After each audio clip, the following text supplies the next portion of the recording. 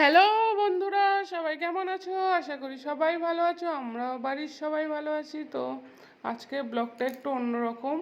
আমি আর আমার মেয়ে এখন চলেছি আমার মায়ের বাড়ি। তো এই প্রথমবার আমি আর আমার মেয়ে মায়ের বাড়ি যাচ্ছি আমার বরকে ছাড়া। তো যেহেতু পয়লা ভাদ্র আমি মার বাড়ি ছিলাম, তো সবাই মোটামুটি জানো যে পয়লা ভাদ্র যেখানে থাকা হয় ভাদ্র মাসে মানে সংক্রান্তিতে, সেখানেই থাকতে হয়। এবার হঠাৎ মা আমাকে ফোন করে বলল যে তুই তো পয়লা, মানে আমার মনে ছিল না যে আমি পয়লা ভাদ্র মার বাড়ি ছিলাম।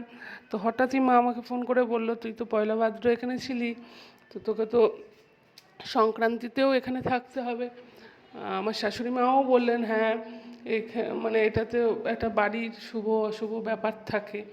একটা ছোট বাচ্চা, সেও যেহেতু এখানে ছিল, সবারই ভালো মন্দ থাকে। তো সেই জন্য আমাকে তাড়াতাড়ি করে ছুটে মায়ের বাড়িতে আসতে হচ্ছে। সেই জন্য আমি আর আমার মেয়ে দুজনেই আমার বর গাড়িতে তুলে দিয়েছে।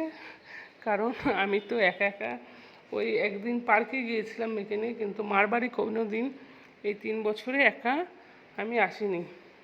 কারণ তোমরা মোটামুটি সবাই জানো যে আমি মেয়েকে নিয়ে একা যাওয়া আসা করতে পারি না, মানে এখনও অভ্যস্ত হইনি। যেহেতু মেয়েকে নিয়ে আমি একদমই বেরোই না, তাই জন্য ও আমাকে উবেরে তুলে দিয়েছে বাড়ির থেকে। আর এখানে এসে আবার দাদাকে ফোন করে দেবো, এবার দাদা আমাকে উবের থেকে নামিয়ে নিয়ে যাবে, মানে নামলে ও এসে নিয়ে যাবে মানে বাড়ির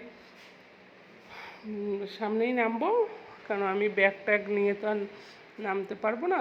তো মেয়ে আছে সাথে, বুঝতেই পারছো একা না বেরিয়ে আমার কি অবস্থা। তো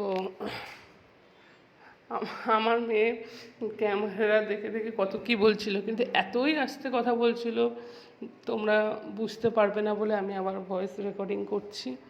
কারণ গাড়ির আওয়াজ আর মেয়ের আস্তে কথাতে কিচ্ছু বোঝা যাচ্ছিল না। তারপরে ভাবলাম চলো তোমাদের একটুখানি রাস্তার বাইরের ভিডিওগুলো দেখায়, মানে আমাদের এখানে রাস্তাঘাটের ভিডিওটা একটু তুলেছি। তো চলো দেখতে থাকো এই ভিডিওটা। আমি মানে পুরো বাড়ি পর্যন্ত আর করতে পারিনি, কারণ কালকে খুবই বৃষ্টি হচ্ছিল আর নেমেই জল ছিল। তারপরে মেয়েকে নিলাম, তো আর ভিডিওটা নেমে আর করা হয়নি। তো এই ভিডিওটা এখান অবধি, মানে এই পর্যন্তই। বাকি যা যা ভিডিও করবো অবশ্যই তোমাদের দেখাবো। তো নিশ্চয়ই মার বাড়িতে আরও ভালো ভালো ভিডিও করবো, ইচ্ছা আছে।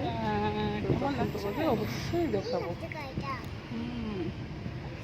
তোমরা সবাই ভালো থেকো, সুস্থ থেকো, আর আমাকে এইভাবেই সাপোর্ট করে দিও। আর তোমাদেরকে অসংখ্য অসংখ্য ধন্যবাদ। আবার দেখা হবে অন্য কোনো ভিডিওতে, অন্য কোনো ব্লগে। ততক্ষণের জন্য টাটা, বাই বাই।